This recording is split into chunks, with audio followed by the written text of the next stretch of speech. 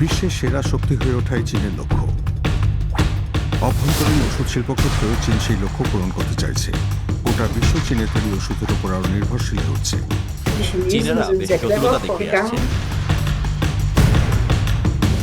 গোটা বিশ্বকে চিকিৎসা পণ্যের ক্ষেত্রে পুরোপুরি চীনের উপর নির্ভর করতে চলেছে। সেক্ষেত্রে এমন পণ্যের রপ্তানি কি রাজনৈতিক হাতিয়ার হিসেবে ব্যবহার করা হবে? সবসময় সস্তা পণ্য উৎপাদন করাই চীনের ওষুধ শিল্পের মূল মন্ত্র থেকেছে।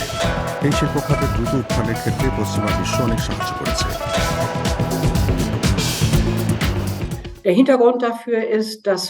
এর প্রেক্ষাপট হলো আমরা ওষুধের জন্য বেশি ব্যয় করতে চাই না, যদিও সেটাই চিকিৎসার সবচেয়ে সস্তা উপায়।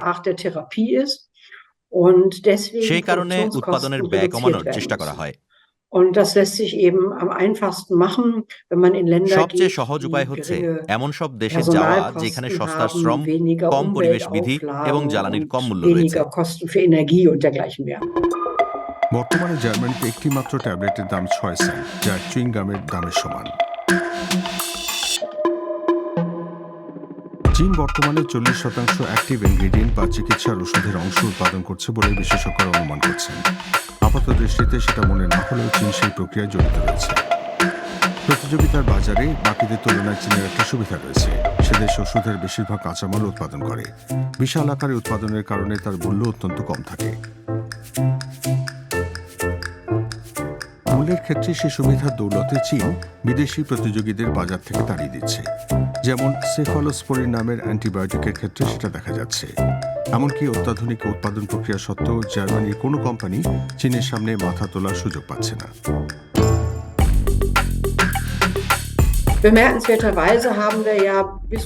কয়েক বছর আগে পর্যন্ত হোক্সট কোম্পানি সেফালোস্পোরিন উৎপাদন করত। চীনের স্পষ্ট উত্থানের ফলে সেটা আর সম্ভব হচ্ছে না। তারা সবসময় হোক্সটের তুলনায় কম দাম থেকে এসেছে।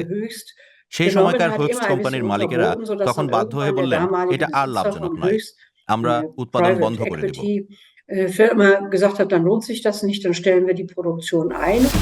এর পরিণাম কি হলো? ভালো করে সেফালোস্পোরিনের দিকে নজর দিলে লক্ষ্য করবেন সেটির ভিত্তির মৌলিক উপাদান হলো এমিনোসেফালিক বিউরানোয়িক অ্যাসিড, যা বড় আকারে শুধু চীনেই উৎপাদন হয়। তাই যুদ্ধ হলে আমরা তাইওয়ানের পক্ষে অবস্থান নিলে চীন যদি ইউরোপে সেই উপাদান আর সরবরাহ না করার সিদ্ধান্ত নেয়, তখন আমাদের খালি হাতে বসে থাকতে হবে। সেফালোস্পোরিন আর পাওয়া যাবে না। অথচ অ্যান্টিবায়োটিকের মতো ওষুধ জীবন বাঁচায়। চীনের উচ্চাকাঙ্ক্ষা শেষ নেই। সে দেশ নতুন ওষুধের ক্ষেত্রে শীর্ষে থাকতে চায়। বিশেষজ্ঞদের মতে চীন বর্তমানে বিশ্বের প্রতি 10টি প্রাথমিক স্তরের ওষুধের মধ্যে একটির জন্য গবেষণা চালাচ্ছে। আমার মতে তারা আরো বেশি উদ্ভাবন বান্ধব।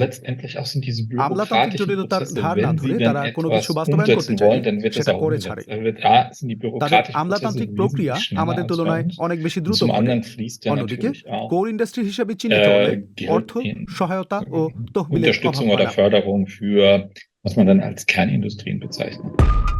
ইউরোপ আবার ওষুধ উৎপাদন ফিরিয়ে আনতে চায়। যেমন ইউরোপে প্যারাসিটামল নামের ব্যথার ওষুধের 1/3 চাহিদা মেটাতে ফ্রান্সে কারখানা নির্মাণ করা হচ্ছে। তবে মোটা অঙ্কের সরকারি ভর্তুকির কারণেই সেটা সম্ভব হচ্ছে। চীনের বদলে ইউরোপে তৈরি একটি মাত্র ট্যাবলেটের দাম জার্মানিতে 10 থেকে 20 সেন্ট বেশি হতে পারে। তবে চীনের উপর নির্ভরতা আরও কমাতে বিশ্বের কোথাও রোগীরা বাড়তি মাসুল গুনতে প্রস্তুত কিনা তা কারো জানা নেই।